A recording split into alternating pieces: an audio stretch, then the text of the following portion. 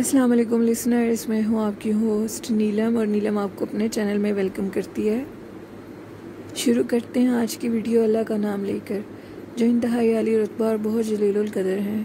Listeners, आप सब लोग कैसे हैं और रमज़ान शरीफ कैसा जा रहा है? कल हम आपसे वीडियो शेयर नहीं कर सके थे, कुछ मसरूफियत थी, इसलिए आज एपिसोड 26 है और आज की एपिसोड बहुत हॉरर है। आई होप कि आपको ज़रूर पसंद आएगी। अब रफ़ीक और अलादीन खड़े हुए रामानंद, जिसका नाम नंदा था, जिसको हिंदी में बॉडीगार्ड कहते हैं, वो उसका इंतज़ार कर रहे थे कि कब वो आएगा और कब वो कल्लू को पकड़ेगा और वो कल्लू को पकड़ के लेके जाएंगे। लेकिन अब कल्लू बड़े मज़े से कैरी के दरख्त के ऊपर चढ़कर कैरियाँ खाने लगा। बच्चा था, काफ़ी दिनों से घर से बाहर भी नहीं निकला था। आज आज़ादी मिली तो खूब मस्तियाँ कर रहा था। लेकिन काफ़ी देर गुजर गई, शाम होने को आई, नंदा ना आया। अब अलादीन ने सीटी बजाई और इशारा किया रफ़ीक को। रफ़ीक झट से उसके पास आ गया।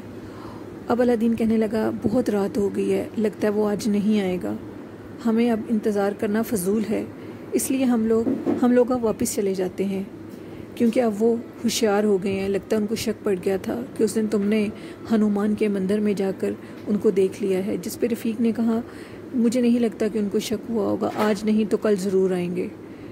अब यही बात करनी थी कि अलादीन ने सब लोगों को जो पहरे पर खड़े हुए थे इतला भिजवा दी कि सब अपने अपने घरों में चले जाएं, और अलादीन अपने बेटे कल्लू को लेकर वापस घर चला गया। रफ़ीक भी साथ चला गया। अब ये दोनों सारी रात बातें करते रहे। चंकराम और बाकी एक दो लोग जिनके और भी बच्चे थे, जिनके बच्चों की बलि दी थी उन्होंने, वो भी अब अलादीन के घर में ही थे और प्लान बना रहे थे कि कल कैसे उनको पकड़ें। अब सुबह हुई, अपने प्लान के मुताबिक सब अपनी अपनी जगहों पर चले गए। अलादीन और रफ़ीक कैरियों के दरख्त के पास ही एक ऊंचा सा दरख्त था जिसके ऊपर चढ़े हुए थे। बाकी लोग, कुछ लोग कोली राम यानी कि ठकुराइन के घर का पहरा दे रहे थे, और कुछ लोग हनुमान के मंदिर की बैक साइड पे थे, और कुछ लोग हनुमान के मंदिर की दीवारों के साथ चिपके हुए थे अंदर, कि किसी को पता ना लगे। प्लान के मुताबिक सब कुछ हो रहा था, लेकिन रफ़ीक और अलादीन इस तरह ऊपर बैठे हुए थे कि किसी को मालूम नहीं था कि वो दोनों ऊपर बैठे भी हैं कि नहीं। अब कल्लू कल की तरह दोबारा चेरियाँ खा रहा था और उसको कुछ होश नहीं थी, बच्चा था। अब कल्लू दूसरे बच्चों को भी देखकर कह रहा था कि तुम लोग भी आओ। दूसरे बच्चे कल्लू को देखकर बहुत हैरान हो रहे थे कि ये किस तरह बेखतर कैरियाँ खा रहा है, और इसको मालूम भी नहीं है कि अगर वो डाइन आ गई तो उसका कलेजा निकाल लेगी। लेकिन बच्चे थे, बच्चों को कोई क्या कह सकता है। बाकी बच्चे कल्लू को देखकर अपने घरों में घुस गए। अब प्लान के मुताबिक सब कुछ हो रहा था। अचानक से दूर से एक शख्स आता दिखाई दिया, जिसने जिस्म के ऊपर कंबल लपेटा हुआ था। इतनी गर्मी में कंबल, सब हैरान हो गए कि वो इधर उधर देखकर कल्लू के पास गया और कल्लू से कहने लगा, अरे क्या कर रहे हो? तो उसने कहा, मैं कैरियाँ खा रहा हूँ, आपने मुझे पहचाना नहीं? जिस पे नंदा ने कहा, नहीं। उसने कहा, मैं अपना कल्लू हूँ, अलादीन का बेटा। कहता, हाँ अब मुझे याद आया, इधर क्या कर रहे हो? मैंने कहा, बाबू ने खेलने की इजाज़त दी है, इसलिए कैरियाँ खाने आ गया। उसने कहा कि तुम्हारे माँ बाप को नहीं पता है कि तुम घर से बाहर हो? उसने कहा, नहीं, किसी को नहीं पता, सिर्फ अब्बू को पता है, और वो खुद काम पर चले गए हैं। मैंने कहा, अच्छा, खा लो कैरियाँ। अब नंदा उसी दरख्त की छाँव में बैठ गया। कल्लू कैरियाँ खा रहा था, बच्चा था, उसको पता नहीं था कि ये शैतान क्या करने वाला है। अब अलादीन का सांस निकल रहा था। मैंने अलादीन के मुंह पे हाथ रख दिया और कहा, बोलना नहीं, कल्लू को कुछ भी नहीं होगा, सब लोग पहरे पर हैं। अब उस नंदा ने इधर उधर देखा, शाम का टाइम था। कल्लू के मुंह पर कंबल दिया और उसको उठा कर ले गया। अलादीन बहुत बहादुरी का मुजाहिरा कर रहा था। अब उसकी जान निकलने वाली हुई थी। मैंने कहा, अलादीन हौसला रखो, कुछ भी नहीं होगा, अल्लाह ने चाहा तो तुम्हारा बेटा बच जाएगा। जिस लड़के की बलि देने लगे थे वो भी तो इनकी बलि के छुरे के नीचे से बच गया था। कल्लू की ज़िंदगी हुई तो इंशाल्लाह बच जाएगा, तुम परेशान मत हो। अलादीन की बहुत बुरी हालत थी, मैं उसके हौसले को मन ही मन में दाद दे रहा था। अब हम लोग सब होशियार हो चुके थे। कुछ लोग हनुमान کہ مندر کے اندر پہرے پر تھے، اور کچھ لوگ ہنومان کے مندر کے بیک سائڈ پہ پہرے پر تھے، اور کچھ لوگ کوہلی رام کے گھر پہرا دے رہے تھے کہ جب وہ ٹھکرائن نکلے گی تو سب کو پتہ لگ جائے گا اور وہ اس کو پکڑ لیں گے۔ اب یہ سب کچھ کرنا بہت مشکل تھا۔ ہم لوگ دبے پاؤں کمبل والے کے پیچھے چلے جا رہے تھے اور اس کو خبر نہیں تھی کہ ہم اس کے پیچھے ہیں۔ اب وہ مندر کے راستے سے مندر میں نہ گیا۔ مندر کے پیچھے ایک بہت بڑا سا دروازہ بنا ہوا تھا، ٹوٹا ہوا۔ وہ اس دروازے کے اندر گھسا تو آگے سرنگ تھی، وہ سرنگ سے ہوتا ہوا کلو کو اندر لے کے جا رہا تھا۔ ہم بہت مشکل سے سرنگ کے اندر گھسے اور اس کو آواز نہ آئے اس تک پہنچنے کی کوشش کر رہے تھے۔ اب وہ کلو کو لے گیا اور ہنومان کے قدموں میں کلو کو لٹا دیا۔ الادین بہت زیادہ بے بس اور دل برداشتہ ہوا تھا۔ وہ کہہ رہا تھا یوں ہی لگتا ہے ابھی ہارٹ اٹیک ہو جائے گا۔ میں نے کہا الادین حوصلہ رکھو، کچھ نہیں ہوگا، اللہ بہت رحیم ہے۔ اب ہم دیکھ رہے ہیں کہ اس نے کلو کے دونوں بازو باندھے اور دونوں ٹانگیں باندھی، اور کلو کہہ رہا تھا چاچا مجھے کہاں لے آئے ہو، مجھے مت مارو، جس پر اس نے کہا اگر تم بولے تو تمہاری گردن پہ ابھی ہی چھرا رکھ دوں گا۔ کلو بچہ رونے لگا۔ اب وہ بڑے مزے سے بینی پہ بینی پیے جا رہا تھا اور ٹھکرائن کا انتظار کر رہا تھا۔ ہلکی ہلکی سی سرسراہٹیں آتی تھیں جو ہمیں اشارہ دے رہی تھیں کہ جو ہمارے ساتھ پہرے پر اندر کھڑے ہیں وہ بھی سب الرٹ ہیں۔ سب لوگ بے بس ہوئے تھے کہ اچانک سے ایک کالی سیاہ ساڑی میں ایک کالا سیاہ سایہ نظر آیا اور جسم کے اوپر چادر لپیٹی ہوئی تھی۔ وہ سایہ ٹھکرائن کا تھا۔ ٹھکرائن آ گئی تھی، جس پہ نندا نے کہا ٹھکرائن آج تو بہت انتظار کرایا ہے، دیکھا 7ویں بلی لے آیا ہوں نا، آپ پریشان مت ہوں۔ اب ٹھکرائن کہنے لگی سب کچھ بہت احتیاط سے کرنا، کہیں سب لوگ ہمارے پیچھے نہ آ جائیں۔ اس دن جو ہمیں شک تھا کہ کوئی ہمیں دیکھ رہا ہے کہیں وہ دوبارہ نہ آ جائے، اور ہمیں جلدی یہ کام کرنا ہوگا اس سے پہلے کہ کوئی ہمارے پیچھے آئے۔ اب ٹھکرائن نے ہاتھ میں چھرا لیا اور کہنے لگی ہنومان اب میں آپ کی 7ویں بلی دینے لگی ہوں، اب اس بلی کو قبول کریے گا اور میری گود کو ہرا کر دینا۔ اس 7ویں بلی کو قبول کرنا، یہ کرنے ہی لگی تھی ٹھکرائن کہ ٹھکرائن نے کلو کے گلے پہ ابھی چھرا رکھا ہی تھا کہ سب لوگ جو ہنومان کے مندر کی اندر پلروں کے ساتھ چھپے ہوئے تھے وہ سب کے سب آن ہی آن میں آئے اور ٹھکرائن کے اوپر چڑھ گئے۔ انہوں نے ٹھکرائن کو بالوں سے پکڑ لیا، نندا کو بھی پکڑ لیا، نندا بھاگنے لگا تھا، سب نے ان کو پکڑ لیا، اور میں اور الادین بھی جلدی سے کلو کی طرف بڑھے۔ الادین نے اللہ کا شکر ادا کیا، کلو کے ہاتھ جلدی سے رسی سے کھول رہا تھا اور اس کو اٹھا کر اپنے سینے سے لگا لیا۔ اب یہ تماشا ختم ہو چکا تھا کہ اتنے میں مندر میں دوبارہ آواز آئی، لوگوں کا رش لگا ہوا تھا کہ کچھ لوگ کوہلی رام کو بھی لے کر آ گئے۔ کوہلی رام کہنے لگا یہ کیا تماشا ہے، کیا کر رہے ہو؟ جس پہ سب نے کہا ہم تو اس کو ڈائن سمجھتے تھے، بھاگا بھری کو، ڈائن تو یہ ٹھکرائن نکلی، ہم اس کو جان سے مار دیں گے، اس کا بھیجا نکال دیں گے۔ جس پہ کوہلی رام کہنے لگا تم لوگ جھوٹ بول رہے ہو۔ نندا کہنے لگا یہ الزام ہے، ہم نے کچھ نہیں کیا۔ جس پہ کوہلی نے کہا تم ادھر کیا کرنے آئی ہو ٹھکرائن؟ جس پہ ٹھکرائن نے کہا میں تو پوجا کرنے آئی تھی، دل گھبرا رہا تھا، سوچا ہنومان کے درشن کر لوں، میں تو کچھ نہیں کرنے آئی۔ اب کوہلی رام بالکل بھی یہ بات ماننے کو تیار نہیں تھا کہ اس کی بیوی اتنا کرونا کھیل کھیل سکتی ہے۔ ہم نے کہا ہم تو بھاگا بھری کو ڈائن سمجھ رہے تھے، کیا ظلم ہو جاتا ہمارے ہاتھوں، ہماری نسلیں برباد ہو جاتی ہے اگر ہم اس مظلوم بھاگا بھری اور اس کے بھائی تلسی کو مار دیتے۔ شکر ہے یہ ڈائن پکڑی گئی۔ مسافر بھیا تو بھگوان ہیں، جے ہو بھگوان کی، انہوں نے ہمیں بچا لیا۔ ہم تو ان کا وہی احسان نہیں بھولتے جس پہ انہوں نے میرے بیٹے کو بھگوان کی طرح بچایا اور کسی کے آگے نام بھی نہیں لیا۔ آج اس نے اس گاؤں کا سب سے بڑا مسئلہ حل کر دیا۔ یہ ڈائن، یہ چڑیل ہمارے بچوں کو کھا رہی تھی، کوئی بھی نہیں جانتا تھا کہ یہ وہی ڈائن ہے جو ہمارے بچوں کا سر لے رہی ہے۔ تم مکھیا بنے پھرتے ہو، انصاف کرو۔ اب پورا یوں مانو کہ پورا گاؤں اکٹھا ہو چکا تھا۔ میں خاموش تھا، مجھے بولنے کا موقع نہیں مل رہا تھا۔ گاؤں والوں نے نندا کو اور ٹھکرائن کو جکڑا ہوا تھا اپنے ہاتھوں میں۔ اب 2 گن مین جو کہ مکھیا جی کے ساتھ تھے وہ ان گاؤں والوں پر حملہ کرنے لگے کہ آن ہی آن میں گاؤں والوں نے اس پر حملہ کر دیا اور ان کی گن ہاتھ سے کھینچ کر خود پکڑ لی۔ اب وہ سارے گاؤں والوں کی گرفت میں تھے۔ کوہلی رام بہت پریشان تھا۔ ٹھکرائن بالکل بھی ماننے کو تیار نہیں تھی کہ اس نے یہ سب کچھ کیا۔ اب کوہلی رام کہنے لگا کہ اگر میں نے پولیس کو بلا لیا تو تم سب کا بہت برا حشر ہوگا۔ جس پہ گاؤں والوں نے کہا اب پولیس کی نوبت نہیں آئے گی، یہ سب کچھ ہم خود ہی کریں گے۔ اب سارے ان تینوں کا گھیرا لے کر ان کو مکھیا جی کی حویلی کی طرف لے چلے۔ پورا گاؤں مکھیا کے صحن میں اکٹھا ہو گیا۔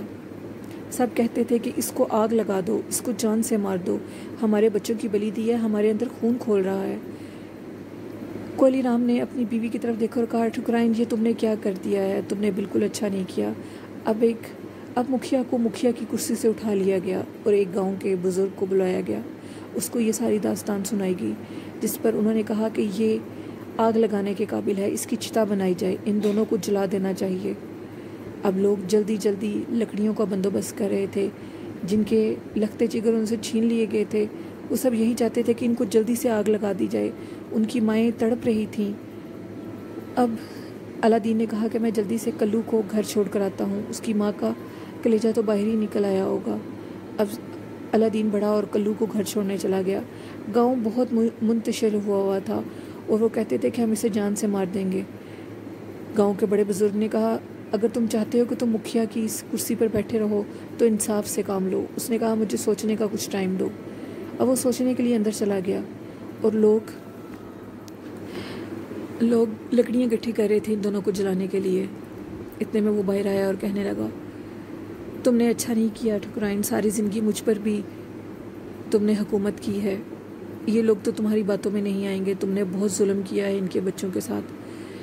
اب وہ بزرگ تمہیں جو بھی سزا دیں گے اور گاؤں والوں کا جو بھی فیصلہ ہوگا میں اس کو مان لوں گا۔ جس پہ ٹھکرائن نے کہا، تم ہو ہی کمزاد کبھی اپنے نہیں بنتے، باپو صحیح کہتے تھے، میں نے بہت غلط فیصلہ کیا تم سے شادی کر کے، تم نے تو میری زندگی ہی برباد کر دی ہے، بزدل کہیں کہ تمہیں میرا ساتھ دینا چاہیے تھا۔ اب لوگوں نے نندا سے پوچھا، تم سچ بتاؤ، اس سے پہلے اب تو تم مرنے والے ہو، اب بھی سچ بول دو۔ جس پہ نندا نے چیخ کر رو کر کہا، ہاں، مجھ سے ٹھکرائن ہی سب کچھ کراتی تھی، یہ مجھ سے جادو ٹونے کراتی تھی، اور اس نے ہی مجھے کہا تھا کہ بچوں کو اٹھا کر لاؤ۔ اب ٹھکرائن کہنے لگی، نمک حرام، میرے ہی ٹکڑوں پہ پل کے میرے ہی غداری کر رہے ہو۔ جس پہ اس نے کہا، اب تو چتا میرے سامنے ہے، ابھی بھی نہ بولوں تو کب بولوں گا۔ اب لکڑیوں کا انتظام ہو چکا تھا، یہی فیصلہ ہوا تھا کہ ان دونوں کو مار دیا جائے گا۔ اب نندا کو آن ہی آن میں گاؤں والوں نے اٹھایا اور لکڑیوں کے ڈھیر پر پھینک دیا۔ ٹھکرائن یہ دیکھ کر بہت خوف زدہ ہوئی، نندا کی چیخوں کی آوازیں آ رہی تھیں، نندا کے جسم کی بدبو ہوا میں پھیل رہی تھی، اس کے جسم کو آگ لگی ہوئی تھی۔ اب باری ٹھکرائن کی تھی کہ اچانک ہی پیچھے سے بیل کے اوپر ایک سادھو بیٹھا ہوا شور مچاتا لوگوں کے ہجوم کو پیچھے کرتا ہوا آیا اور کہنے لگا، کون گستاخ ہے جو ٹھکرائن کو مارے گا، دیکھتے ہیں کیسے مارتے ہو۔ جس پہ ٹھکرائن نے کہا، کسی کو کچھ مت کہو، یہ مسافر ہے جس نے سب کچھ کیا ہے، یہی جادوگر ہے، یہی سب کچھ کر رہا ہے اور مجھ پہ الزام لگا رہا ہے، میں نے کسی بچے کی بلی نہیں دی۔ اب جلدی سے رفیق نے اپنے گرد درود پاک کا حصار کر لیا کہ اس بیل والے نے کہا کہ کسی نے بھی ٹھکرائن کو ہاتھ لگایا تو میں پورے گاؤں کو جلا کر راکھ کر دوں گا۔ اس نے اپنے 2-3 کرتب دکھائے جس سے گاؤں والے خوف زدہ ہو کر پیچھے ہٹنے لگے۔ اب اس نے اپنے بیل کو کہا کہ جلدی سے اس کو مار دو جان سے، جس نے ٹھکرائن کا یہ حشر کیا ہے۔ اب وہ بیل بڑی تیزی سے بھاگتا ہوا رفیق کی طرف آیا، یوں مانے کہ جیسے ہی وہ رفیق کے پاس آیا تو جیسے ہی وہ بیل رفیق کی طرف آ رہا تھا، جیسے وہ رفیق کے قریب پہنچا تو اس کو بہت بڑا دھکا لگا۔ وہ بیل پلٹ کر سادھو کی طرف ہی گیا، اس نے سادھو کو ایک زوردار ٹکر ماری اور ساتھ ہی ٹھکرائن کو بھی ٹکر ماری۔ سادھو بہت حیران تھا، یہ سب کچھ کیا ہو رہا ہے؟ سادھو کے سارے وار الٹ پڑ گئے۔ رفیق ہنسا اور کہنے لگا، ابھی بھی کچھ نہیں کیا، اپنی ہار مان لو اور ٹھکرائن کو سزا ملنے دو۔ لیکن سادھو تو بہت شیطان بنا ہوا تھا، اس نے دوبارہ بیل کا رخ بیل پر کچھ پڑھ کے پھونکا اور بیل نے دوبارہ سے رفیق کی طرف حملے کی کوشش کی، لیکن دوبارہ وہ اس حصار کے ساتھ ٹکرایا اور پلٹ کے اس نے سادھو اور ٹھکرائن کو ہی ٹکریں مارنی شروع کر دی۔ اتنی ٹکریں ماری کہ ان کے جسم کی بوٹی بوٹی ہو گئی۔ سب لوگ دیکھ کر بہت حیران ہو رہے تھے، یہ کیا ہو رہا ہے؟ سب لوگ کہنے لگے، بھگوان، مسافر بھگوان ہیں، جے ہو بھگوان کی، جے ہو بھگوان کی۔ لوگوں نے ان کے جسم کی بوٹیوں کو اٹھا کر جلتی ہوئی چتا میں ڈال دیا۔ اسی کے ساتھ اس گاؤں کی ساری لائٹیں جل گئیں، گھروں کی۔ لوگوں کے رش تانتا بن گیا، لوگ مجھے بھگوان کہہ کر لوگ میری پوجا کرنے لگے۔ اب جب لوگوں نے سادھو کی اور ٹھکرائن کی بوٹیوں کو اٹھا کر آگ میں پھینکا تو میں نے کہا یہی مناسب موقع ہے، یہاں سے بھاگ چلوں۔ اب میں وہاں سے بھاگنے لگا، بھاگتے بھاگتے میں الادین کے گھر پہنچا۔ زبیدہ بیگم نے دروازہ کھولا और कहने लगी, کیا بات ہے آپ کی، ہم تو آپ کو جانتے بھی نہیں تھے. بھیا مسافر مجھے معاف کر دو، میں نے تم سے پیسے لیے. گاؤں والے سب تمہاری پوجا کرنا چاہتے ہیں. اب میں جلدی سے کمرے میں گیا اور کمرہ بند کر لیا. میں نے کہا اگر میں ادھر بھی رکا تو سب لوگ ادھر آ جائیں گے. میں نہیں چاہتا تھا کہ میری واہ واہ ہو. اب میں نے زبیدہ بیگم کو کہا کہ میں 1 سیکنڈ آتا ہوں، میرا انتظار کیجیے. میں وہاں سے نکلا اور بھاگنے لگا. اب الادین اور زبیدہ بیگم کہنے لگے لوگ دور دور سے ہماری سیوا کے لیے آنے لگے ہیں اور بھگوان جی کا ایک درشن کرنا چاہتے ہیں. اس طرح اللہ ہمیں بھی رزق دے گا. ہمیں تو پتہ نہیں تھا کہ مسافر بھیا اتنے بڑے اللہ کے نیک بندے ہیں. سب لوگ اب مسافر بھیا یعنی رفیق کو ڈھونڈنے لگے تھے. رفیق بھاگتا بھاگتا رات کے ٹائم اسی ہنومان کے مندر میں چلا گیا اور کہنے لگا لوگ ادھر تو نہیں آئیں گے کیونکہ لوگ ڈرے ہوئے ہیں اس مندر سے. جا کر ساتھ ایک خالی سی جگہ تلاش کی اور چھپ گیا. اذانوں کا ٹائم تھا، فجر ہونے کو تھی. رفیق نے فجر کی نماز ادا کی، اللہ کو یاد کیا کہ جب اس نے سجدے سے سر اٹھایا تو یوں لگا کہ کئی جسم سرسراہٹ میں ہیں اور ان کی آوازیں آ رہی ہیں. بہت سکون تھا. سارا ہنومان کا مندر روشنی سے بھر چکا تھا. وہ روشنی رفیق کے دل کی تھی اور وہ جو جسموں کی سرسراہٹ تھی وہی نیک لوگ تھے جو رفیق کے ساتھ تھے. رفیق کہنے لگا اس اکیلے بندے کو اللہ رب العزت تو نے بہت عزت بخشی ہے. میں تیرا کن لفظوں میں شکریہ ادا کروں جس میں ہنومان کے مندر کے اندر سے آواز آئی تم اکیلے کہاں ہو، ہم تمہارے ساتھ ہیں، خود کو اکیلا کبھی مت سمجھنا. میں اپنی اس عزت پر بہت رب کا شکر ادا کر رہا تھا. دل ہی دل میں بہت خوش تھا. اب صبح کا ٹائم تھا. سوچا ادھر سے نکل جاؤں اس سے پہلے کہ لوگ اس مندر کی طرف رخ کریں مجھے ڈھونڈنے کے لیے. اب میں وہاں سے نکلا. صبح 7 کا ٹائم ہوگا. وہاں سے بھاگتے بھاگتے میں جھاڑیوں سے آگے گیا. کیا دیکھتا ہوں ایک گدھا ریڑھی والا ہے اور وہ فروٹ اور کچھ سبزیاں لے کر کسی دوسرے گاؤں میں جا رہا ہے. اس نے مجھے دیکھا تو کہنے لگا او بھیا رکو، کہاں جا رہے ہو؟ میں نے کہا منزل کے تو کچھ پتہ نہیں ہے کہاں جانا ہے. جب سے گھر سے نکلا ہوں کچھ پتہ نہیں ہے کون سی منزل ہے اور کہاں رکنا ہے. اگر کہتے ہو تو اپنے ساتھ بٹھا لو گے؟ اس نے کہا ہاں کیوں نہیں، آؤ بیٹھو، میں تمہیں اپنے ساتھ بٹھا لوں گا. اب رفیق اس سبزی والے کے ساتھ اس کی گدھا ریڑھی پر بیٹھ گیا. گاؤں والے رفیق کو تلاش کر رہے ہوں گے، اس کو پوجنا چاہتے ہوں گے. سب لوگ رفیق کو تلاش کر رہے تھے لیکن رفیق وہاں سے جا چکا تھا. رفیق اپنی واہ واہ نہیں چاہتا تھا. وہ تو اللہ کے بندوں کی مدد کر رہا تھا اور وہ مدد واہ واہ کے لیے نہیں، صرف رب العزت کو راضی کرنے کے لیے کر رہا تھا. یہ تھی لسنرز آج کی ایپیسوڈ 26. یا آپ کو کیسی لگی اپنا فیڈ بیک ضرور دیجیے گا اور ہمارے چینل کو سبسکرائب کیجیے اور جنات کے قصے فیس بک کے اوپر ہمارا گروپ ہے اس کو بھی ضرور جوائن کیجیے. اسی کے ساتھ اپنی ہوسٹ نیلم کو اجازت دیجیے. دعاؤں میں یاد رکھیے گا، اپنا بہت سا خیال رکھیے گا. اللہ حافظ. اللہ نگہبان.